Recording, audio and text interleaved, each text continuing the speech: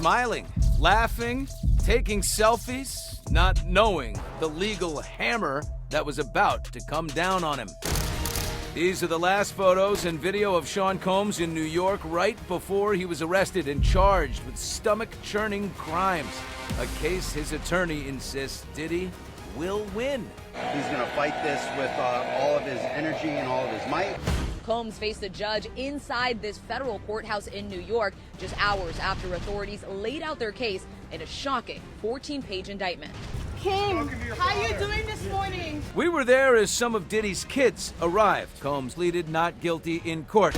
And now we're going inside the explosive document, alleging Combs abused, threatened, and coerced women and others around him to fulfill his sexual desires, protect his reputation, and conceal his conduct. Prosecutors claim that abuse was verbal, emotional, physical, and sexual.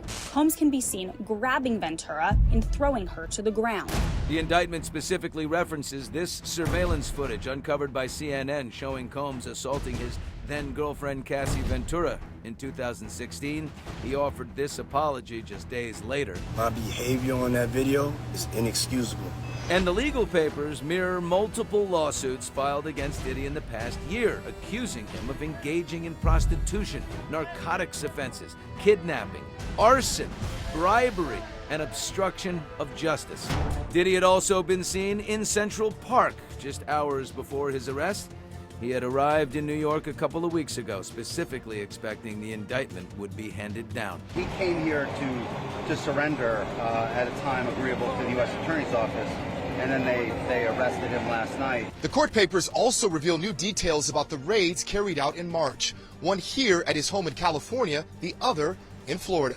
Diddy's ex, Misa Hilton, posted the surveillance video from inside his Holmby Hills mansion to Instagram. It references electronic incriminating recordings Diddy allegedly made of what are being called freak-offs, elaborate and produced sex performances that Combs arranged and directed for his own pleasure and as collateral to silence his victims. As alleged, the freak-offs sometimes lasted days at a time, involved multiple commercial sex workers, and often involved a variety of narcotics, such as ketamine, ecstasy, and GHB, which Combs distributed to the victims to keep them obedient and compliant.